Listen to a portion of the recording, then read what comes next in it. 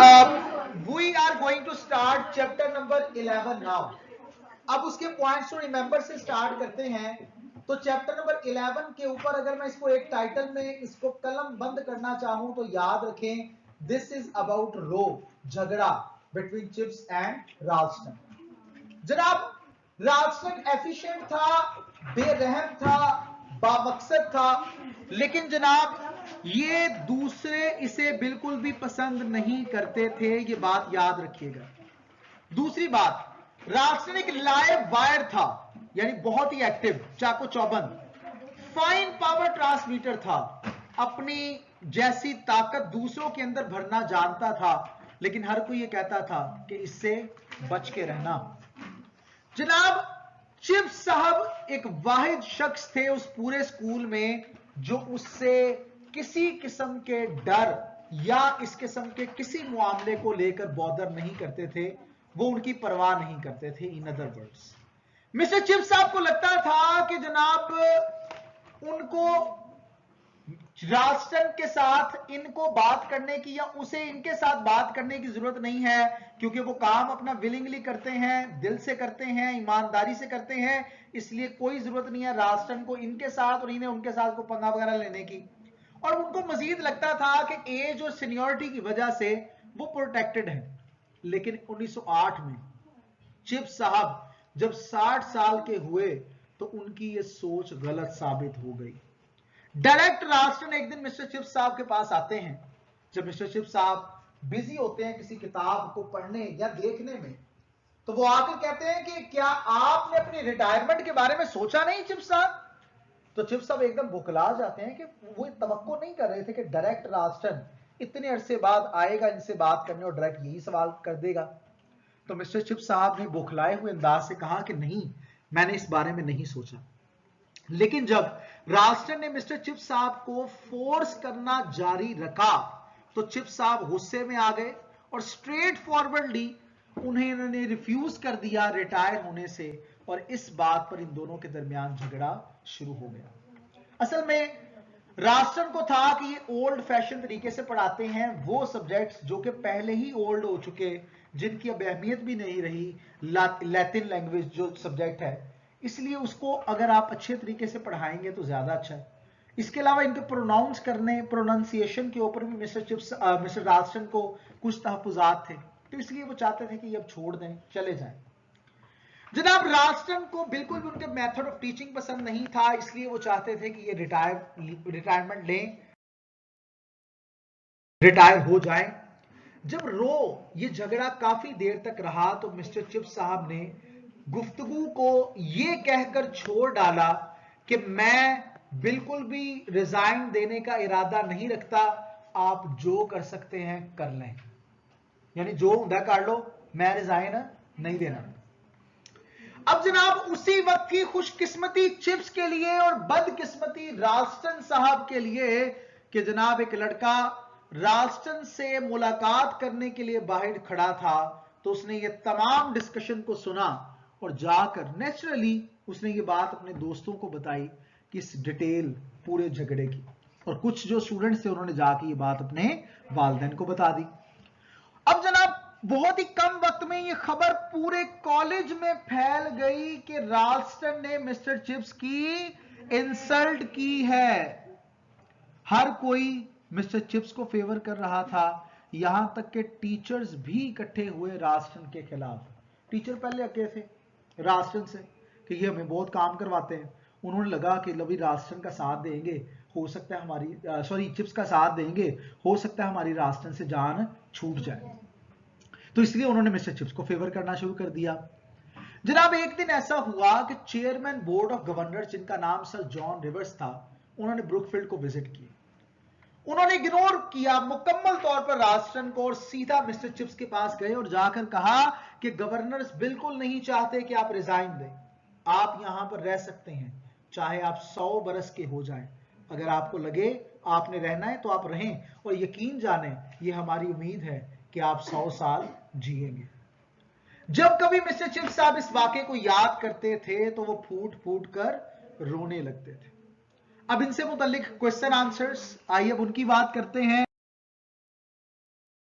और डिस्कस करते हैं बेटा ये वाला जो चैप्टर है आपका चैप्टर नंबर 11, ये मोस्ट इंपॉर्टेंट चैप्टर है when there comes the matter of past paper questions. कोई एक भी सवाल ऐसा नहीं है जो पास्ट पेपर में ना आया हो, यानी बहुत इंपॉर्टेंट चैप्टर है। तो आइए डिस्कस करते हैं राल्स्टन को ब्रुकफील्ड में क्यों पसंद नहीं किया जाता था। राल्स्टन पॉपुलर पर्सनैलिटी था, क्या था और क्या रॉन्ग था राल्स्टन में चिप्स के मुताबिक, और राल्स्टन ने क्यों ब्रुकफील्ड को छोड़ा। यह सवाल जनाब 6 टाइम्स पास्ट पेपर में आ चुका।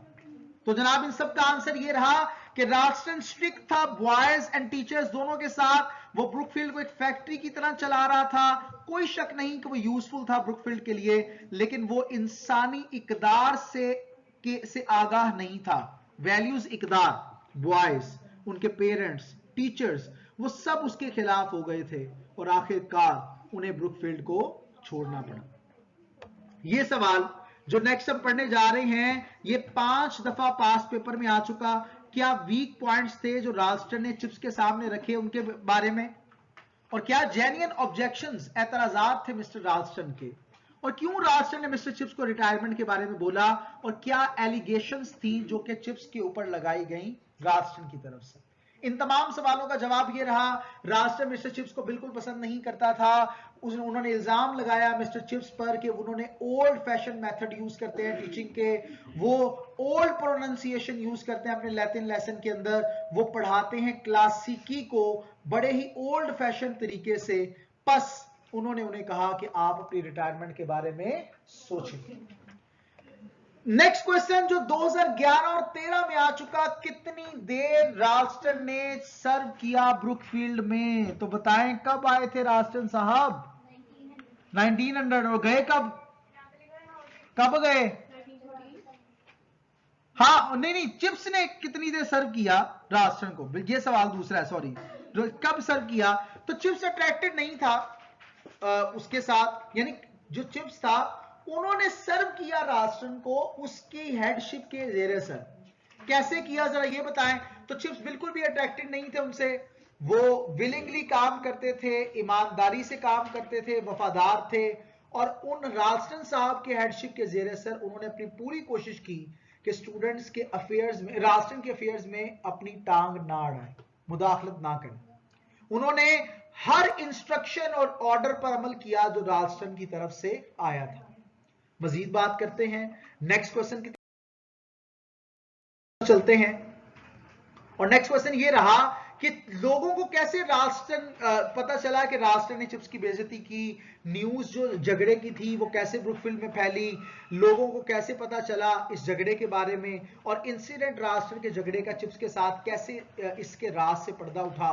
तो इन तमाम सवालों का एक जवाब होगा कि एक छोटा लड़का जो राल्स्टन से मिलने के इंतजार में था वो इस तमाम डिस्कशन को सुनता रहा था, उनके इन हॉट वर्ड्स के तबादले को, और फितरतन उसने अपने दोस्तों को बताया, उनमें से कुछ ने अपने वालिदैन को बताया, और आखिरकार लोग, स्कूल के लड़के और स्टाफ, उन्होंने राष्ट्र के खिलाफ प्रोटेस्ट, एहतजाज का मंसूबा बनाया।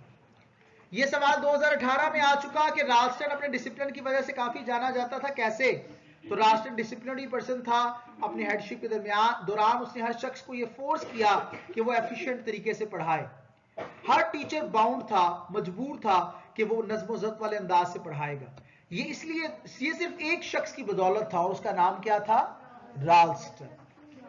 नेक्स्ट क्वेश्चन जो कि आपके पास पेपर में 4 दफा आ चुका, जॉन रिवर्स कौन थे, क्यों जॉन रिवर ने फेवर किया चिप्स को, क्या कहा chairman of board of governors ने मिस्टर चिप्स को उसकी रिटायरमेंट के बारे में। तो इन तमाम सवालों का जवाब ये रहा, सर जॉन रिवर्स चेयरमैन थे बोर्ड ऑफ गवर्नर्स के ब्रुकफील्ड में, और ओल्ड स्टूडेंट थे मिस्टर चिप्स के। उन्होंने इग्नोर किया राल्स्टन को और वो सीधे मिस्टर चिप्स के पास गए और उनको फेवर किया। उन्होंने ये भी कहा कि गवर्नर्स बिल्कुल नहीं चाहते मिस्टर चिप्स से कि वो रिजाइन दें, वो यहां पर रह सकते थे जब तक वो 100 बरस के भी हो जाए तब भी। मजीद बात करते हैं और डिस्कशन करते हैं। ये सवाल 2019 में आ चुका कि क्या स्टेटस था ब्रुकफील्ड स्कूल का राल्स्टन के स्टे के दौरान, किस बारे में बताएं। तो आंसर, राल्स्टन के स्टे के दरमियान ब्रुकफील्ड जो था उसने अपनी पॉपुलैरिटी को दोबारा रीगेन किया जो वेदरबाई के टाइम में थी। ये तारीख में पहली दफा था ब्रुकफील्ड की तारीख में कि जनाब इंतजार करने वाले वालिदैन की एक कतार लगी थी जो अपने बच्चों को ब्रुकफील्डियन बनने के लिए बनाने के लिए बेताब थे। ठीक है जनाब, that's all from chapter number 11।